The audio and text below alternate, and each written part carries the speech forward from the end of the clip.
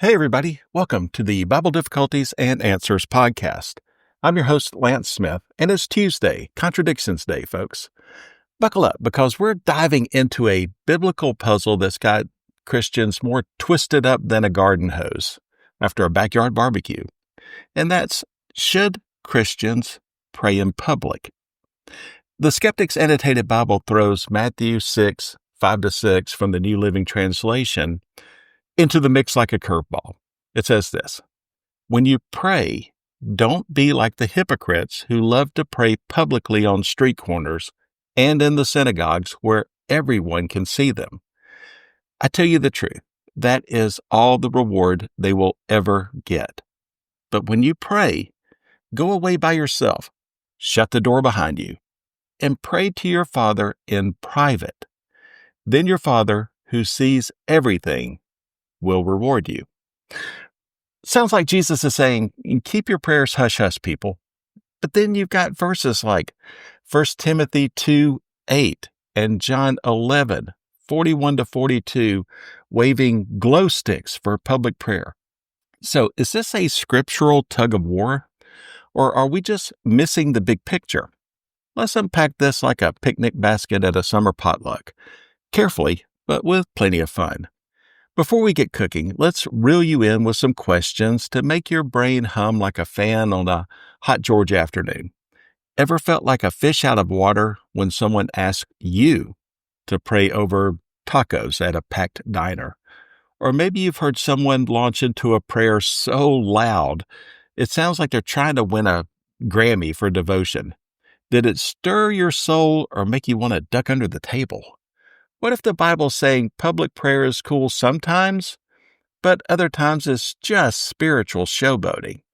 And how do you know when to pray out loud versus whispering to God in your car? Hang tight, because we're about to tackle these questions like they're a watermelon at a seed spitting contest. Let's kick things off with Matthew 6, 5-6, where Jesus is dropping truth nuggets in the Sermon on the Mount.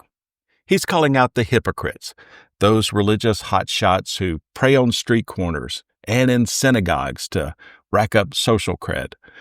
Picture them as first-century TikTokers, filming their #blessed prayers for clout.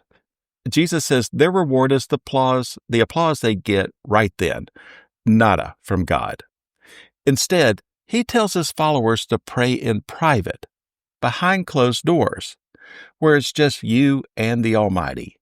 It's like he's saying, don't make prayer a viral video. Make it a quiet chat with you and the Creator. But does this mean public prayer is always a no-go?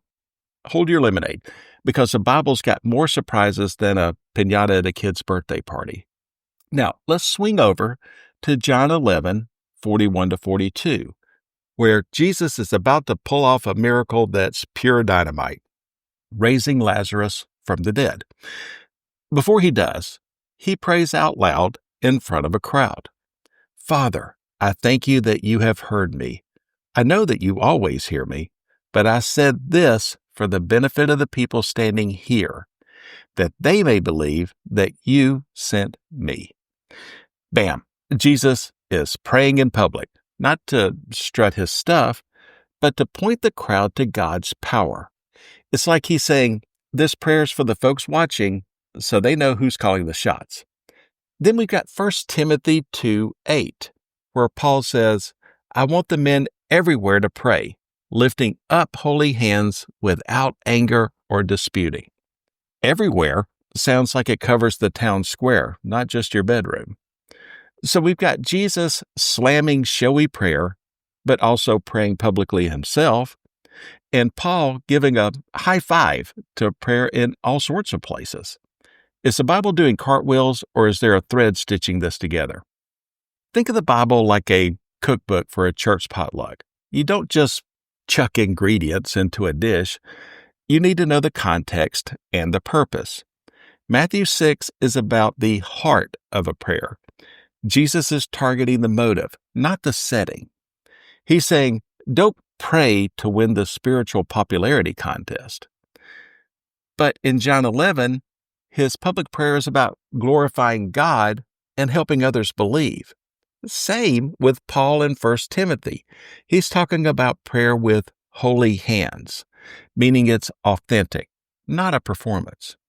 The contradiction fizzles when you see it's not about public versus private, it's about why and how you're praying.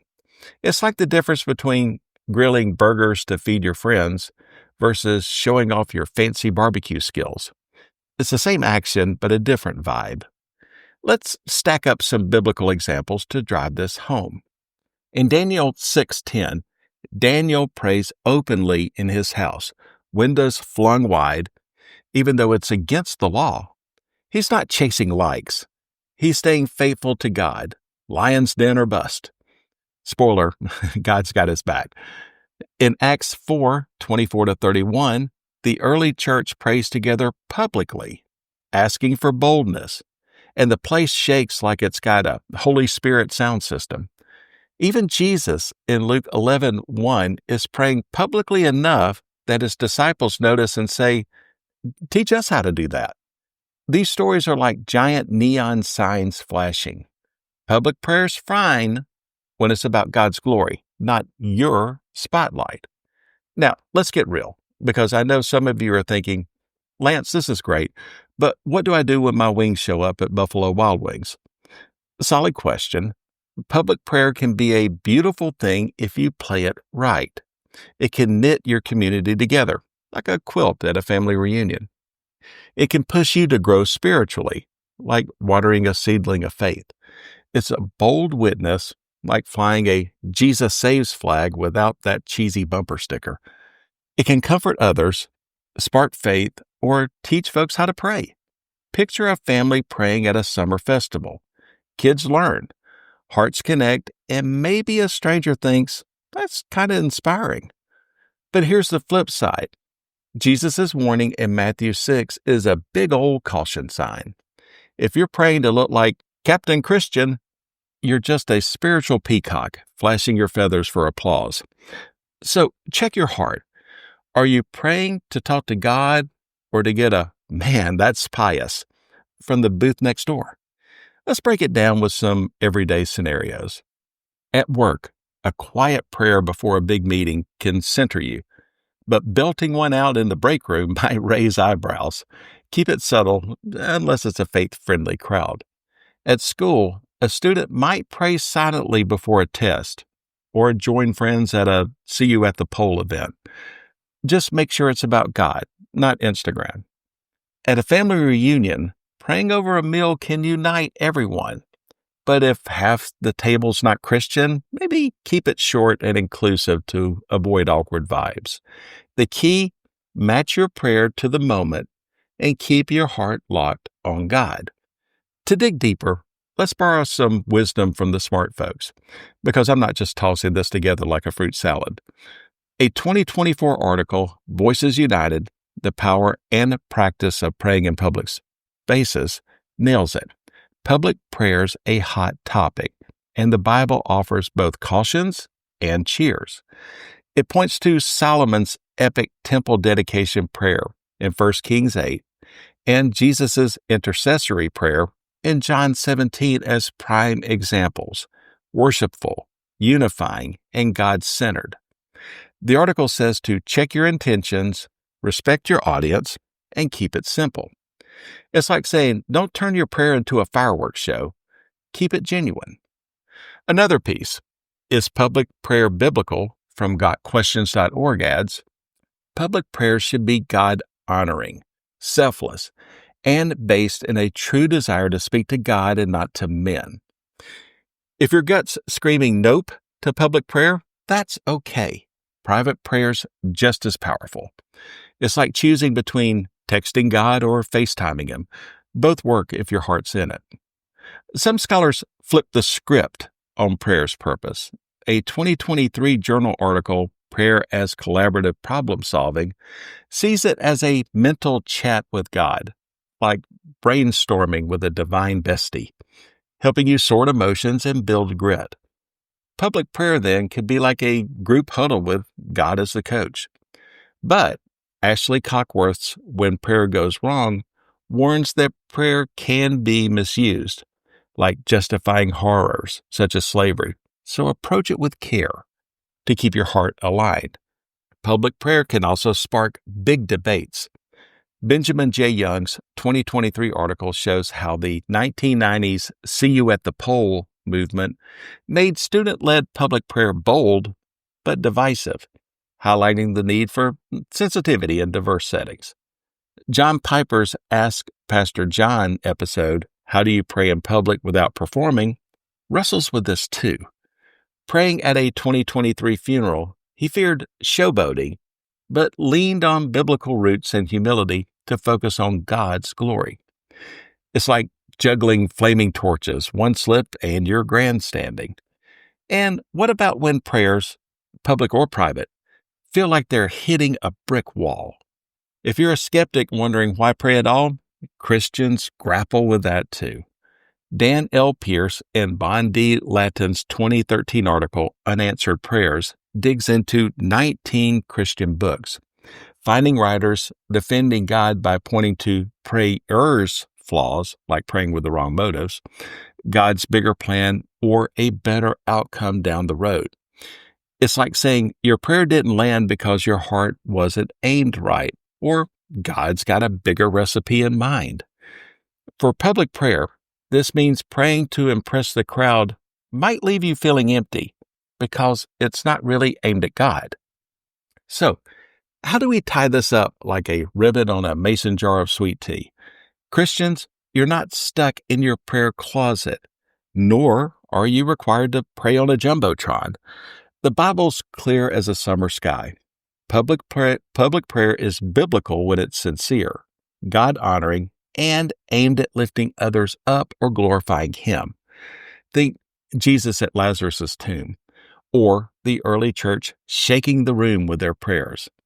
But Matthew 6, 5-6 is your spiritual stop sign. Check your motives. Are you praying to connect with God or to get a spiritual gold star? Context matters too. Praying at a church picnic? Go for it. Shouting prayers in a tense, diverse setting? Maybe hit pause.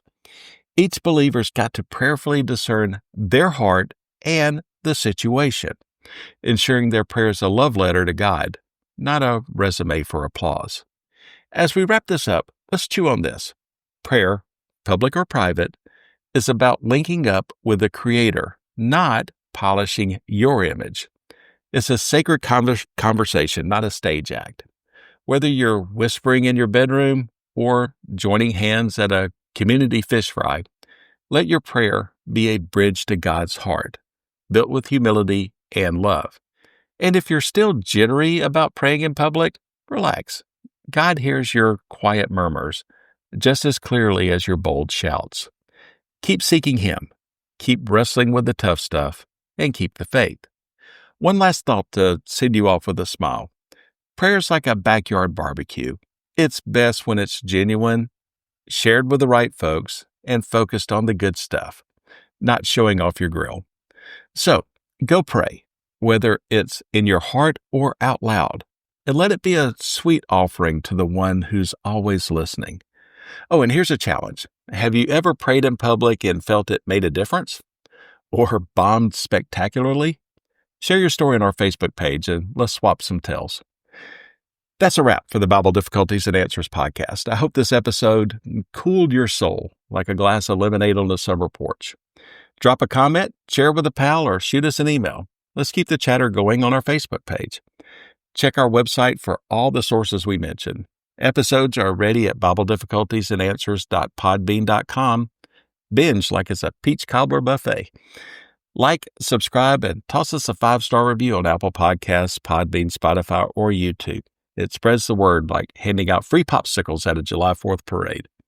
I'm Lance Smith, your guide through the Bible's trickiest tales. Good luck, good health, and God bless. So long, everybody.